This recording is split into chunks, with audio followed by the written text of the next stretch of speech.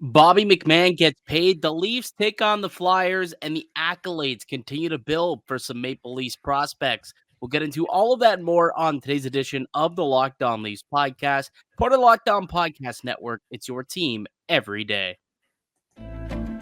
You're Locked On Maple Leafs, your daily podcast on the Toronto Maple Leafs, part of the Locked On Podcast Network, your team every day.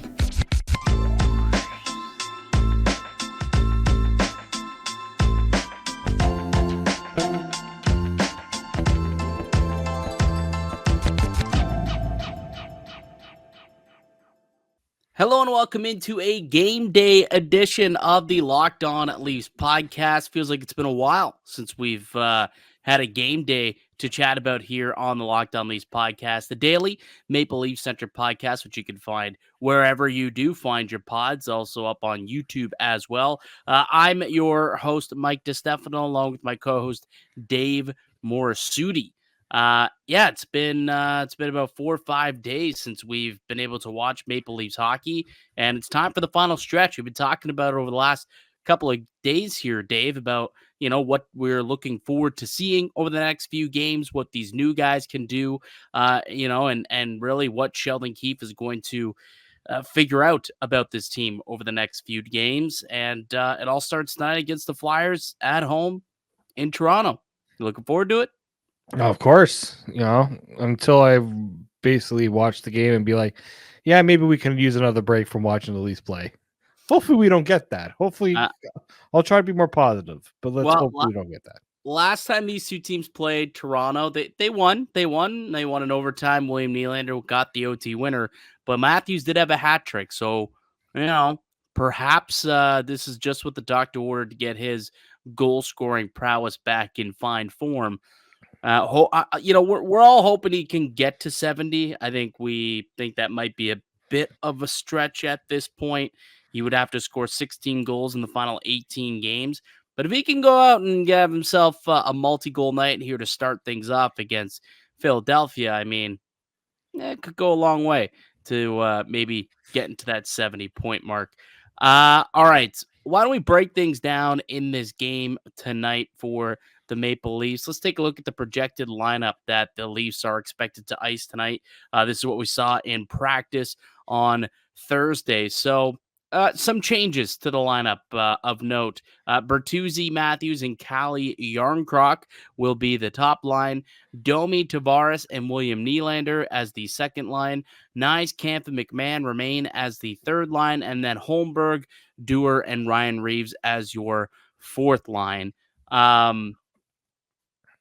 Jarnkrok moving up and playing, I guess, with Matthews and Bertuzzi. Granted, Mitch Marner's not expected to play, and that's kind of where Mitch Marner would go. Does this maybe signal to you, though, that perhaps they're going to try and reunite Bertuzzi on that top line, and Jarnkrok is just basically a placeholder, and he'll slide back down onto the third line somewhere, and then they'll try and get a look at Domi, Tavares, and Nylander together again? Yeah, I'm a little surprised about the Jarnkrok Nylander switch, mainly because I thought Jarnkrok was going to be kind of alongside Tavares. He could provide a little more of that defensive reliability. But I guess Keefe just did not like that top line. Like, he hated it so much that he wanted to split off Matthews and Nylander. The Bertuzzi conversation is an interesting one. I guess maybe they want to give that another try. I don't mind them trying it because we know that Nyes, Matthews, and Marner can always play together. I think if you want to try a different look, this is the time to do it, right?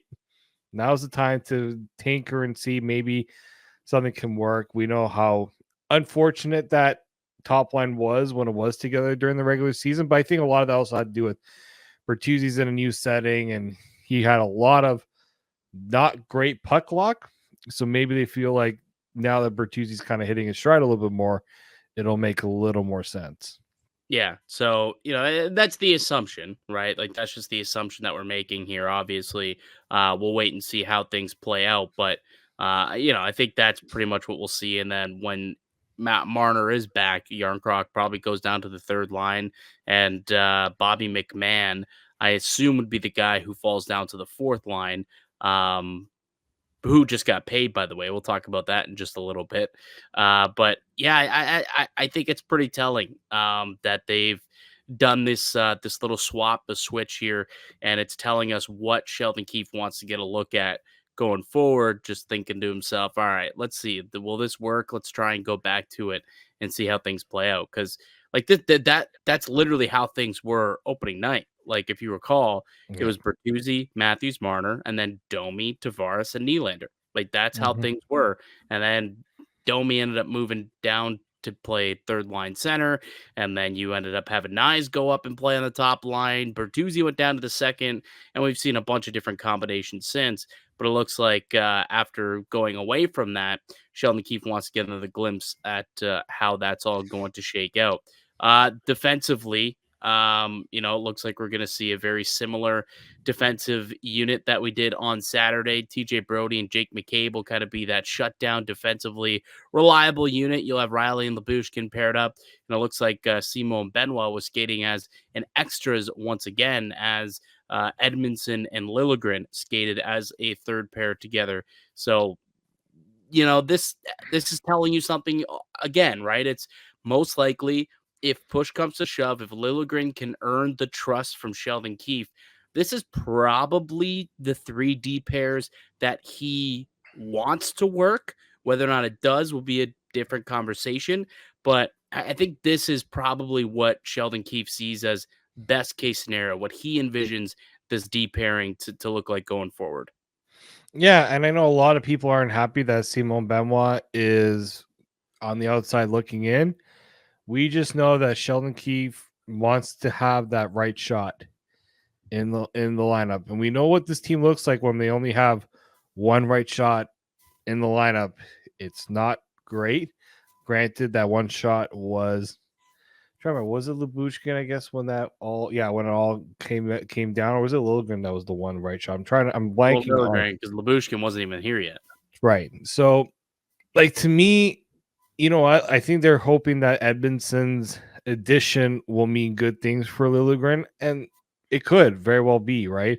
So, I think if you're Sheldon Keefe, I don't know how much more you can really change other than bringing Simon Benoit into the lineup. Like, I think Giordano's fate now is kind of sealed to being that extra guy that comes in if someone's hurt, right? Yeah. I think it's now you can look and you say you got, okay, well, we're going to throw Connor Timmins to the side here, but you got 8 defensemen you could throw into the lineup when called upon. Unfortunately, you're just missing that reliable right shot. There is a right shot, just not a reliable one.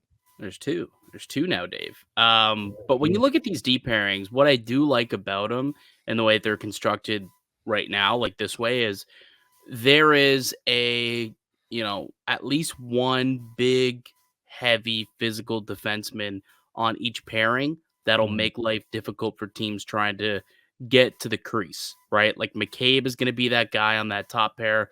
Labushkin will be that guy with the Riley pairing. And then obviously Joel Edmondson, that's what he was brought in here to do. So you do have at least one guy on each pairing that should be able to make life difficult for the opposition if they try and make their way to the front of the net.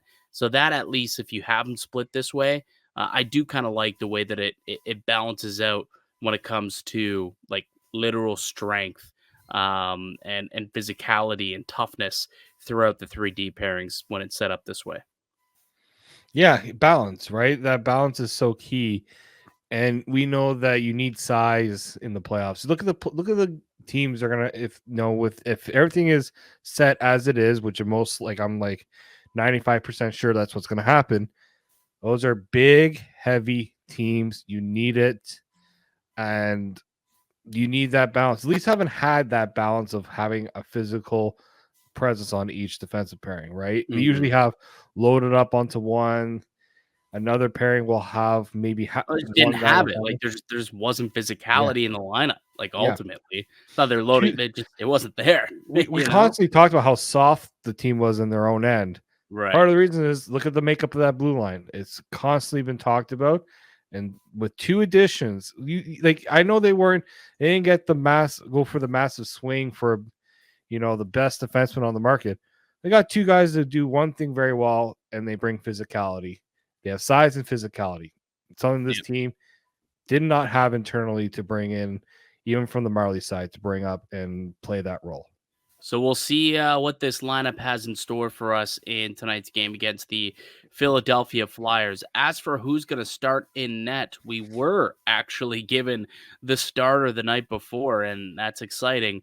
And I have a take on what this could possibly mean moving forward. I'll get to that on the other side. And Bobby McMann got himself a new deal. He'll be sticking around in Toronto for a couple more years. We'll tell you about those details as well a little bit later on in today's show. You're listening to the Locked On Leafs podcast, part of the Locked On Podcast Network. It's your team every day. Grocery bills are expensive these days, but now they don't have to be. Start getting cash back on your grocery shopping with the free Ibotta app and get cash back every time you shop. Ibotta is a free app that gives you the most cash back every time you shop on hundreds of items, from grocery stores to beauty supplies to toys, so you can make sure you're beating inflation no matter what you're purchasing. The average Ibotta user earns $256 per year. That could cover the cost of an entire shopping trip. So you can buy that flight you've been eyeing, that game you're dying to go to, or the fancy dinner you've been craving.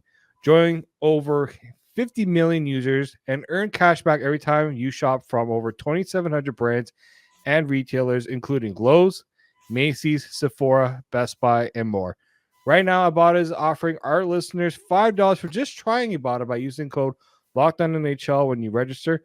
Just go to the App Store or Google Play and download the free Ibotta app to start earning cash back and use code LOCKEDONNHL. That's IBOTTA in the Google Play or App Store and use code LOCKEDONNHL. Hello, welcome back into the Locked On Leafs podcast. It's Mike DiStefano and Dave Morassutti. We are your hosts here at Locked On Leafs. It's a daily Maple Leaf-centric podcast. You can find the show, whichever platform that you use to download your audio podcasts, and also you can find us on video format on YouTube. And just a reminder, still on our road to 5K subscribers on YouTube. Once we get there, we're giving away a Leafs jersey, and we're not too far off. We're into less than 500 or less than 240, I think, away right now. Yeah, 2/3. So we, we're not far off. We're not far off. So the quicker you sub up, the quicker we can hand out that jersey to one of our lucky listeners, and hopefully we can get it done before the playoffs, so people can be supporting that new Leafs jersey, new Leafs digs in round one, game one, courtesy of your friends here at Locked On Leafs. So that'd be greatly appreciated. So it's the first game in a while tonight. They're taking on the Philadelphia Flyers. I believe Samuel Ersson will be getting the start for the Flyers. The Leafs, it's been said that Sheldon Keefe is going to go with Ilya Samsonov as the starter for the Maple Leafs tonight in the game. And I got to tell you, Dave, I know we somewhat differ on this, and that's okay. But for me, I think it's noteworthy that Samsonov gets the start here. That, I always kind of, for whatever reason, believe that whoever comes out of this break and gets awarded that first game would be the guy who Sheldon Keefe views as the front runner to start game one. I've always thought that, and the fact that it was Samsonov, the guy who also played the last game that they had played on Saturday. So now this is technically back-to-back starts for Samsonov. To me, that's even more telling that Samsonov right now is probably Sheldon Keefe's nod if the playoffs were to start today. What do you think about that? I mean that's it's hard to argue that, right? When your team's been off so long, he can't be like, well, we have to play Joseph Woll because the team has been off. Don't want to have him off for too many games. But Samsonov has also been off for a long time too, right? So I think that idea can be thrown out the window, because remember when we thought Samsonov was going to start, but then Joseph Woll got the start, and that was because of the whole break situation. I think, right now Sheldon Keefe is going to go with the experience and the guy who's giving him the best games right now, and that is Ilya Samsonov. It's hard to argue when you look at how this week played out, right, in the matchups. For I still think, both goalies are going to get used. There's no reason to run with one guy too much because you don't have to do it. You have 3 guys you could play in net if you really wanted to make sure everyone is fresh and ready for the playoffs. But you also need to get someone on a roll here for a bit, like someone feeling good about their game. I think Samsonov is that guy that you don't want to have him out of rhythm. You feel like you need to keep him in a rhythm. So I don't mind Samsonov getting the start against Philly. I completely agree with that myself. So hopefully he can come out of this break and pick up right where he left off and give this team some good goaltending. And don't mistake in this for me saying that Samsonov has been awarded the game 1 start. There is still a lot of hockey left to be played for Sheldon Keefe to flip flop on this. But I think right now, if he had to pick, something tells me that Samsonov would be his guy, which is probably why he's given him that extra start tonight against the Philadelphia Flyers. Interestingly enough, no John Tortorella on the bench. This will be his second game. He was handed out a 2-game suspension for not leaving after being ejected from a hockey game over the weekend against the Tampa Bay Lightning. He served his first one already against the San Jose Sharks, and now this will be the second one. So no John Tortorella behind the bench, and I kind of hate that because Torts is always such a, I don't know, he's an interesting human in the sport of hockey, and watching him is always very intriguing to me. He's a character. He just is flat out. This guy's a character, and I'm a little bummed that he's not going to be on the Philly bench. Yeah, remember when people didn't like John Tortorella, and now everyone loves John Tortorella? Did people like what? Why did people not like John Tortorella? When was that? I see, maybe it's because he ran into a lot of people with the Rangers media that did not like him, and he did not like them. So it was a lot of friction. Loved the content that John Yes. Tortorella always provided. Yeah, I think right now John Tortorella has taken a different approach because he's always been like as some people have told me, the old guy screaming at the wall about things. There's still a little bit of that, but he's also taken a different approach because he's in a different situation in Philly. He's not in a situation with a team that's in a win now mode. Usually that's the type of team he's been around. Now he's with a younger group, a team that's trying to go in a different direction. I think he's understood that a little bit more this year, that he's got to be more of the teacher than I would say, drill sergeant in a way, right? Yeah. Like he's still doing Torts things with young players, but I don't think he's been unfair about it. Dude, and whatever he's doing, it's working. I mean, nobody expected this Philly team to be any good at all. Like, I expected Philly to be a bottom 5 team this year, and they're currently in a playoff spot in the final stretch, in the final 18 games to go here. Like, it's pretty incredible. And you think about what they had to deal with at the midway point of this season, losing their starting goaltender for, terrible reasons, obviously. But to be able just to lose that guy, and then all of a sudden Samuel Erson's thrusted into this starter's role, and he's played great, and he's allowed this team to win games, and they've won enough to put them in a position where they've got a really good shot at making the playoffs, which would be great for the young guys in that group, in that locker room. And there's also some vets. Travis Konechny, I think I heard him on Overdrive earlier today talking about how he feels like the team is a really good mix of veteran and youth. And John Tortorella has done a great job of blending those two things and demanding the best out of those guys, teaching them. And it's going to be a tough game. Like, Philadelphia is a tough out at this point. They're not an easy team to grab points off of. And regardless if Torts is going to be behind the bench or not, I still think that they're going to play their asses off for him. And Toronto's got to make sure that they start on time, first and foremost, start on time, because Philly's played. They played a couple of nights ago, so they're not going to be rusty. Toronto, there's a strong chance that this team will be a bit rusty out of the gate, and you just got to hope that Samsonov can weather the early storm until the buds get their legs under them, and then away you go. Hopefully the offense can get unleashed, and Toronto can get themselves 2 points tonight, and everyone can go home happy. Yeah, exactly, right. And so That's what happened with the Leafs last time they played the Flyers. They looked very terrible at the beginning, and then Austin Matthews put on the cape, scored a hat trick, and everything was hunky dory. Right? You can't expect that every time, and I think the Leafs have kind of understood that. For me, I just want to see this team put in effort, start to finish.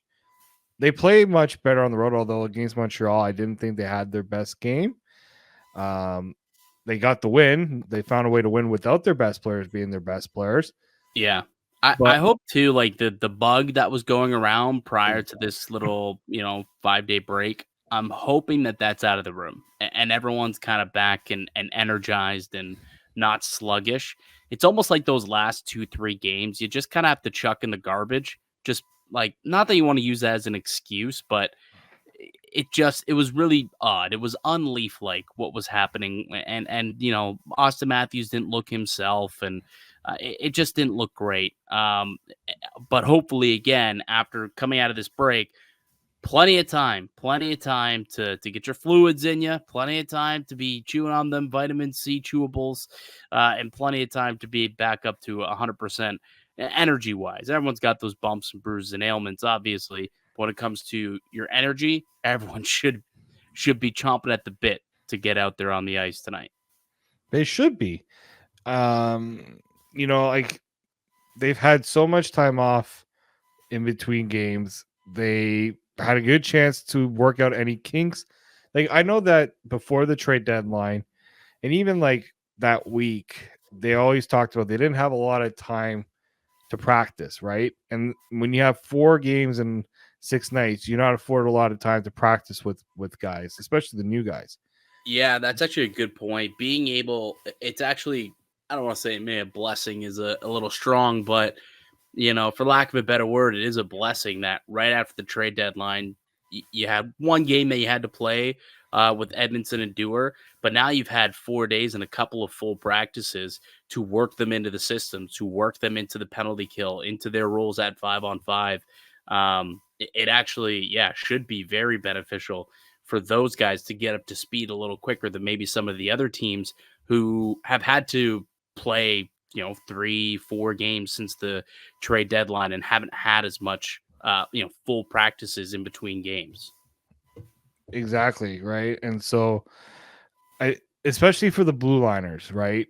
You can throw guys in there and say, all right, do this and do that. But now you get a chance to really work with them. And, Joel Edmondson gets a little more time to get acquainted with Timothy Liljegren, right? The Bushkin and Riley, that's a different situation. These guys have played together before. Mm-hmm. But that's who I think it's going to really impact, right? Connor Dewar, him and Ryan Reeves have played together. They haven't really played in this system before. So I think these are all the little things that just going to go a long way.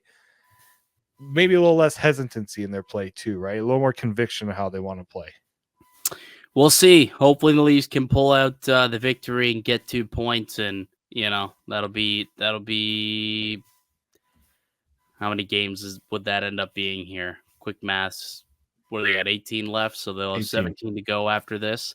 So whatever 82 minus 17 is, however many games that ends up being, it's at 60. I'm trying to do the math here real quick. 66 games in the books, would that be? I believe so. My 65. 65 games 65, in the books. Yeah. Yes, there we go. We won 83 games somewhere. This is what happens when you record close to midnight. Your brain and math don't compute at the same time. Anyways, on the other side, Bobby McMann gets paid. We'll get the details of that extension on the other side. We'll give our thoughts on the contract as well. And a quick little prospect roundup. A couple of guys making waves outside of the NHL. We'll tell you who that is that's making the headlines and why it possibly is a great thing for the Toronto Maple Leafs. So we'll get to all that and more on the other side. You're listening to the Locked On Leafs podcast, part of the Locked On Podcast Network. It's your team every day. Today's episode is brought to you by Robinhood. Did you know that even if you have a 401k for retirement, you could still have an IRA? Robinhood has the only IRA that gives you a 3% boost on every dollar you contribute when you subscribe to Robinhood Gold. But get this, now through April 30th, Robinhood is even boosting every single dollar that you transfer in from other retirement accounts with a 3% match. That's right. No cap on the 3% match. Robinhood Gold gets you the most for your retirement thanks to their IRA with a 3% match. This offer is good through April 30th. Get started at robinhood.com/boost. Subscription fees apply. And now for some legal info. Claim as of Q1 2024, validated by Radius Global Market Research. Investing involves risk, including loss. Limitations apply to IRAs and 401ks. 3% match requires Robinhood Gold for 1 year from the date of the first 3% match. Must keep Robinhood IRA for 5 years. The 3% matching on transfers is subject to specific terms and conditions. Robinhood IRA available to U.S. customers in good standing. Robinhood Financial LLC, member of SIPC, is a registered broker-dealer.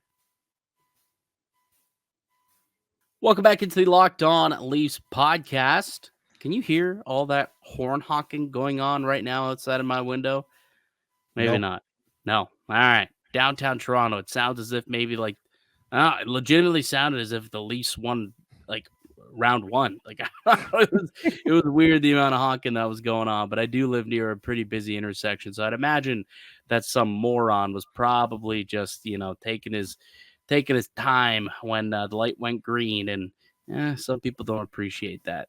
Welcome back into the Locked On Leafs podcast, a daily Maple Leafs centric podcast. And we had some breaking news midday for the Maple Leafs today. Gave us a nice little talking point, obviously, but Bobby McMann inks an extension with the Toronto Maple Leafs in the midst of a breakout season. I guess it's his rookie season, technically, first year in the NHL, first full season, rather, in the NHL.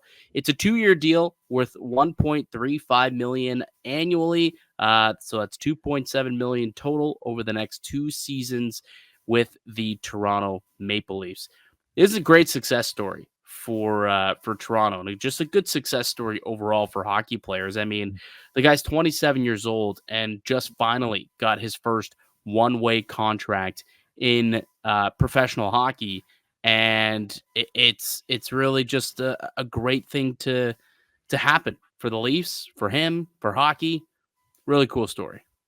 Yeah, I mean, first off, I was hoping the Leafs would get this. I was calling it in the Discord every time he scores. Like, get this man a contract extension. So what do you think of it? 2 years, $1.35 million. Too much, too little, just right? Where are we at? I think it's just right. Like, Ryan Reeves is getting about that much. So that's the bar right there, right? Yeah, true. Very true. Very true. Even if Bobby McMann doesn't score at the pace he's scoring at, he's bringing other things to the lineup, right? The bonus is the goals, and how many he's got 10 goals. Like, it's crazy. He has more goals than Max Domi. Yeah, who's making double of what he. Granted, 7 of those goals was scored in that 5-game stretch. Okay. So he has 3 goals in the other 35 games this year. To be fair, Max Domi finally started playing a little better. I watched him with the Marlies too. I thought he was a good player with the Marlies. Injuries hadn't always been kind to him, so opportunity haven't seen him for an extended period, right? I was worried that he was going to get put on waivers and you lose him after training camp, right? Yeah. Like, an injury saved him in a way. So I'm kind of glad that the Leafs are recognizing a player like this and are not going to let that guy walk out the door. And I think it just speaks to, if you show the other players in the Marlies right now, hey, you do some good things, that one-way deal's coming. Obviously, if the Leafs can afford it, which at this rate they very well could. Yeah, I mean, this is the going rate for a bottom 6 winger that's probably mostly targeted to be a fourth liner, but someone who could go up and down your lineup a little bit, and someone who could provide a little bit of offense, someone who's not afraid to use his body. He's got the size, right? 6'2", 210 pounds. Like, he's a big guy out there, and he can skate really well. He's he's got a lot of energy, and when he's out there on the ice, so he checks a lot of the boxes for what you would assume that Brad Treliving would want in a hockey player. And I mean, I think it's a great success story. Like, again, at age 27, he finally breaks through into the NHL. And Mark Masters put it this way. He was expected to be a healthy scratch a couple of weeks ago, or I guess about a month or so ago. And the first flu bug rolls through the team, and John Tavares and Mitch Marner do not play. What happens? Bobby McMann scores a hat trick that night. Wasn't even supposed to play. And he ends up getting the call, hey, you got to get in the lineup. And he scores a hat trick. And he really hasn't looked back ever since. He's been in the lineup every night since then. And he's been, I wouldn't say he's been like a major factor, but he definitely isn't making as many mistakes as, you would think a rookie would make, right? Like, he's not making the mistakes that Nick Robertson was making or that Pontus Holmberg has made from time to time. And guess what the difference between McMann and those two are? McMahon's been in the lineup every night, and those two have not. So he clearly has proven to Sheldon Keefe that he can be trusted. Whether it's in a third line role or a fourth line role, I think he's probably going to end up being a fourth liner when this team's fully healthy. We looked at the lines earlier. Odds are, Marner comes in back in the top line, and Yarncroc ends up sliding back down to the third. And I would imagine McMann gets the bump down over Matthew Nye. So you're talking about a fourth liner that I think is going to be a good player for you for a few seasons. And it's nice to reward the people who deserve it and reward your own, like that's kind of going right for a skilled fourth line player with size. Just simply is. So, if he can pot you, like, what do you think his ceiling could be realistically? Like, it all depends on where they play him in the lineup. If the third line is his place, I think 15 goals is not out of the question every year for this guy. Okay. Right? And I'll take that. 15 goals from a guy who's making under 1.5 million, like in that range. Like, I don't see, like, you look at what they lost with Sam Lafferty, right? To me, I'm not saying he's replaced Sam Lafferty, but I think that's the type of player you're able to kind of replicate in a way, right? A little bit, yeah. Doesn't have the speed that Sam Lafferty has, but one thing I like about Bobby McMann, when he goes to the net, he drives to the net. He doesn't look to go around the net, behind the net. He's going right at the goalie, and he's going to go and do his best to do that power move. To me, that's A, confidence, and B, just something this Leafs team needs more of. We said this is the reason why we like Bertuzzi. This is the reason why McMahon is so popular. This is why, in a way, a guy like Nick Robertson isn't in the lineup right now. Not bringing it that much. Exactly. And it's interesting, too, because he wasn't really a scorer when he was in college. No. Like, this is a guy who was a collegiate athlete, played all 4 years in the NCAA for Colgate, ended up wearing an A in his junior year and then the C in his senior year.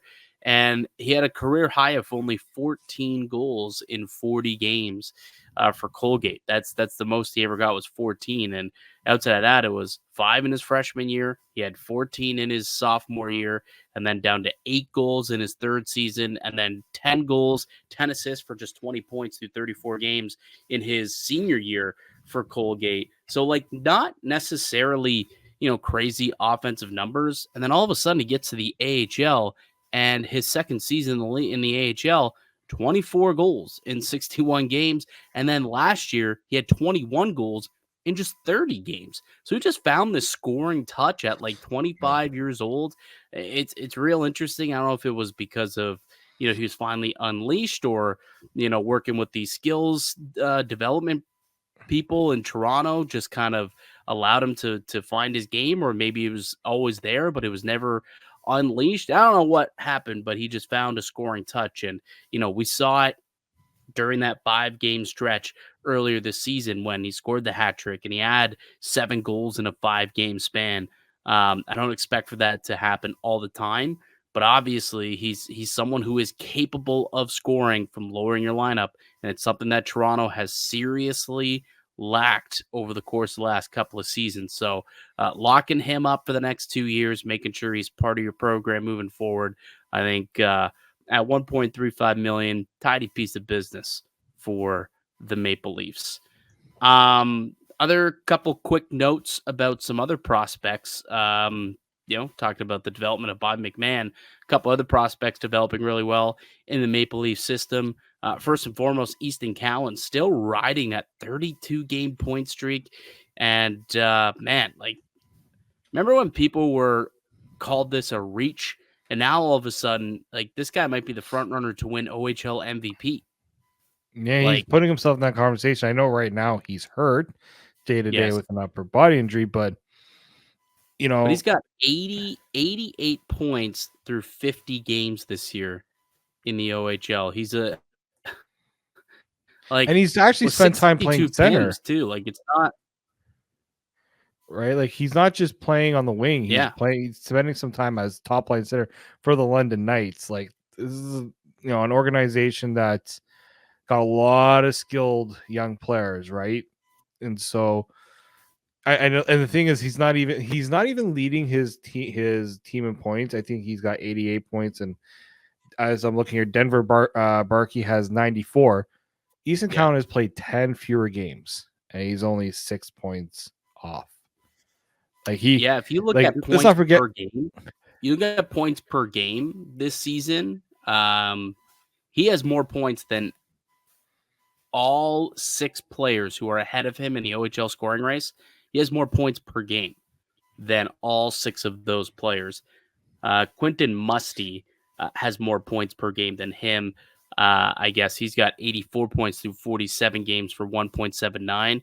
He's a prospect for the San Jose Sharks. So he's got 0.03 more points per game. But, Easton Cowan, when you factor it down to, points per game basis, the guy's pretty well the leading scorer of the league. Yeah, and there's a reason why the Leafs kept him around as long as they did, right? He impressed them that much, and he's not a player that cheats to get his. If you watch any of his highlights, he's not a player who cheats. He does everything kind of the right way, and it's great for his development, and we'll see how far it goes, right? I think there's a reason why the Leafs didn't want to move off from a guy. There's a reason why a lot of fans were saying don't put Easton Cowan in any trade. Yeah, usually which I don't like. No one was doing that. It wasn't going to happen. Nice find at the end of the first round by the Maple Leafs. A guy who lots of pundits said was a big time reach.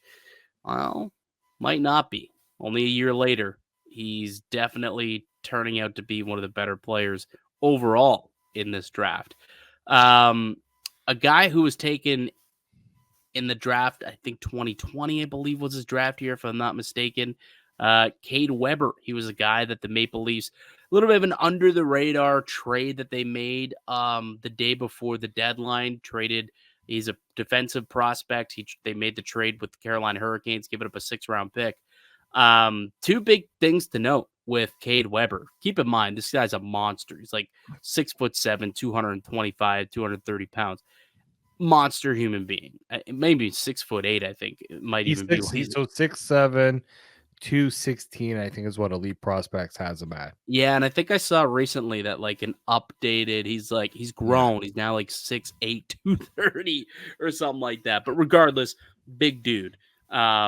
But 2 things to note. He set a new NCAA record for blocked shots in a season this year with 118 blocked shots and counting. And he was also just today named best defensive defenseman in his conference. So, the guy's making a name for himself, right? He's out playing at Boston. Boston University, which is a top-tier hockey program, and he's the best defensive defenseman in his conference. He is a big body, right? Unfortunately, he's a left shot. Would have been great if he was a right shot. But like this guy at 23 years old, and you think back to some of the comments you heard from Brad Treliving last week when they acquired him. He said he's a guy who's a little longer into his development. Maybe he's a player in the next year or two that they see potentially factoring into this Maple Leafs team. I'd imagine he signs with the team when Boston University's season's over with. He'll probably sign with the team and go play with the Marlies potentially. But yeah, there's excitement about both Easton Cowan, obviously, but also Cade Weber, who was an under the radar pickup last week at the deadline. Yeah, I mean, wish he was a right shot. I'm sure everybody first thing they looked at was K Weber a right shot, but at the same time, they don't have a Cade Weber sized defensive prospect, right? Mm-hmm. And the reason why Carolina moved off him, not because they didn't think it was a good prospect, they didn't think they were going to be able to sign him, so Right. they threw him out there. And a 6th round pick, you'll do that for a guy who was picked in the 4th round. So I do like the fact that that Brad Treliving is living up to his word of trying to beef up that blue line, right? And he's not just doing it on the NHL roster; he's also doing it with the prospects, right? And so Yeah. Well, Noah Chadwick too was a guy who they took in the draft who was like 6'6", 225 pounds. So they've got a couple of dudes now. They got some behemoths, the Bash brothers of the future. If they can both end up making their way. and Chadwick's had actually a pretty decent season in the WHL, obviously, and he earned himself an entry level contract back in December. So that tells you all they think about how he's developed this year. Yeah. Oh, and Treliving, unprovoked, brought his name up last week when they were talking about what they had done at the deadline, and while in conversation talking about Cade Weber and what he can be and what he can do with size, he did bring up Noah Chadwick as a similarly sized player who they drafted with, I think it was like a 6th round pick last year. It was definitely a late round pick who's having a nice season in the WHL. So he went out of his way to mention him when he spoke with media last week. So yeah, looks like a couple of decent picks, prospects that have been added to the Maple Leafs prospect pool during the Brad Treliving era. Young Brad Treliving era, and we'll see what they end up becoming. Tons of prospects look great when they're 19, 20 years old, but what do they look like when they're 23, 24, 25, and you're counting on them to make an impact on the team? That's when we really can answer the question of whether or not these guys are what we expect them to become. All right, buddy. That'll do it for us here today on the podcast. I'd like to thank you all for listening and supporting the show. You can subscribe to the Locked On Leafs podcast on all platforms, including up on YouTube, and receive daily Leafs content. Follow myself on Twitter at Mickey_Canuck. Follow Dave at D_Morassutti, and follow the show as well at Locked On Leafs. We'll be back with another episode for you guys tomorrow. Enjoy the game tonight. First time in a while. We'll get to watch the Buds in action. They'll take on the Philadelphia Flyers, 7 p.m. puck drop. Go Leafs, go. We'll check back in tomorrow morning and recap that game. Until then, keep it locked right here on Locked On Leafs.